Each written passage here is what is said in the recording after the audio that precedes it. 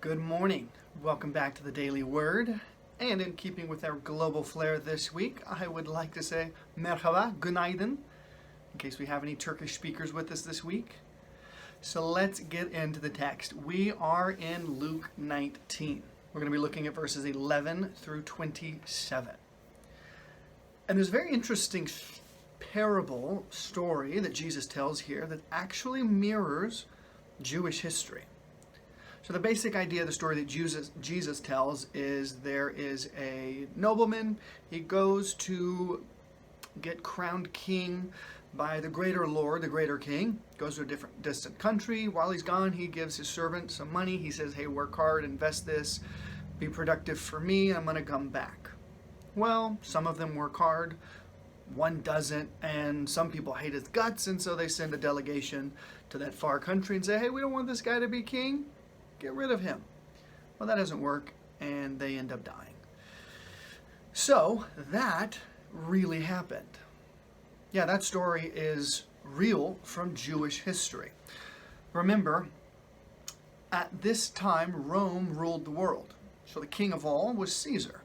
Caesar was the greatest ruler on the earth, and Israel was ruled by Herod the Great. Well, when he died, his sons kind of took over, and one, a guy named Archelaus, he was ruling Judea, and he went to Rome to get the sort of formal designation of authority from Caesar.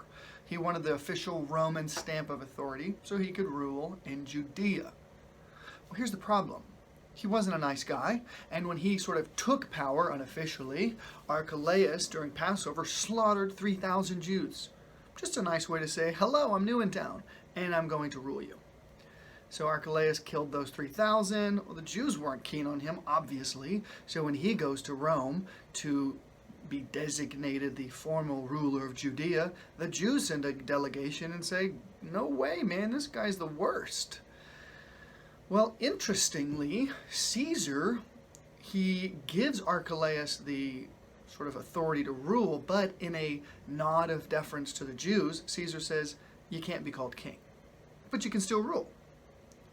So that story, which happened in real life, in the Jews, in their history rather, Jesus tells them in a parabolic form, but he's got a different lesson for them.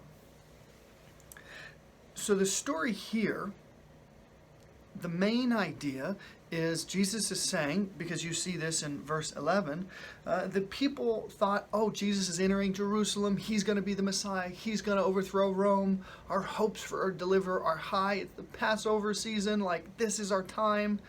And Jesus is thinking, no, it's not. Not in the way you're thinking, at least. I'm not going to institute my kingdom now. I'm not going to overthrow the Romans. And so, no, this is not the time the kingdom is going to come to fruition. So he tells them this story. And there's three groups in this story. And I want to look at these groups. Three groups, we'll look at them in turn as they appear in the story. The first group is called the faithful.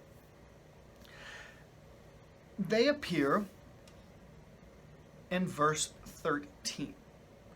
The master, this nobleman, he's going to go on a way of journey, and he says, hey, here are 10 minas. A mina is about 3 months' wages. So he says, here's the money, use the money, invest it while I'm gone, so I have a profit when I return.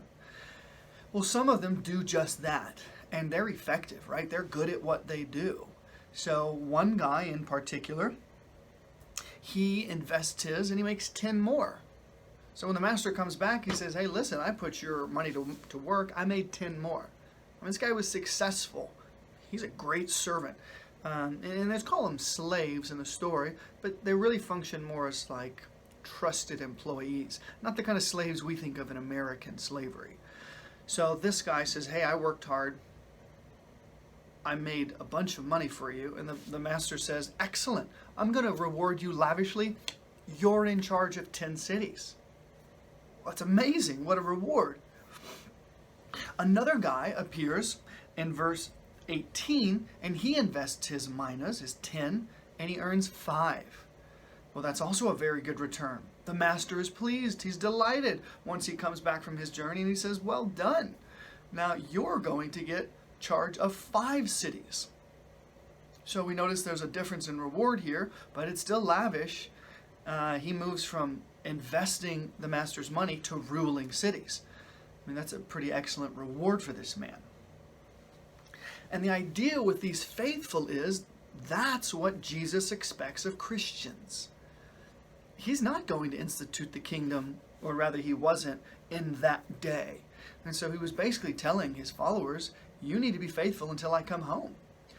I'm going to go away and one day I'll return to establish my kingdom. But until then, I need you to be faithful. I need you to work hard for me, invest your time, your energy, your resources into kingdom purposes, into spreading the gospel, into winning souls for Christ.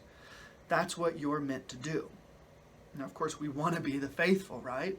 But the second group, we see they're not the faithful. The second group would be considered the false. And it's really one guy that Jesus emphasizes in verse 20. And this guy, he's got no love for the master. He's got no love for the nobleman. So when the nobleman comes back and says, hey, how did you use my resources? What return do you have? The guy says, I basically did nothing with it. You're a harsh man. You take what's not yours. You're no noble, virtuous man. So listen, I put your money in a handkerchief. Here it is. You got it. Well, it was clear that this false servant was no friend of the master, of the nobleman. He didn't love him. He was accusing him. He squandered the opportunity to invest on behalf of the master. And so this man receives no praise. In fact, he gets criticized and condemned by the master. And the master says, take away what I gave him and give it to the one who is faithful. And there are many who are like this false servant. And they're false Christians because, listen, the parallel here is clear. This man is not a true lover of the master, not a true servant, and he's not a real Christian. How could he be a Christian? I mean, listen, he criticizes the master, and the master obviously is a figure for Jesus. He criticizes the master. He says bad things about him. He refuses to work on behalf of the master. Now, this isn't just a man who failed to capitalize on the moment. This is a man who cares nothing for the master. And there are lots of people like that in Christianity today. They're part of the Christian religion, but they're not real Christians because they don't love Jesus.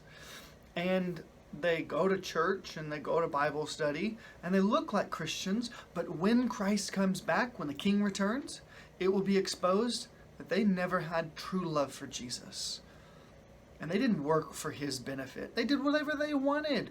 They had the external veneer of religion, but inside they lived for themselves. And so they're the false ones. And they're the ones who will face the master's judgment, which is terrifying.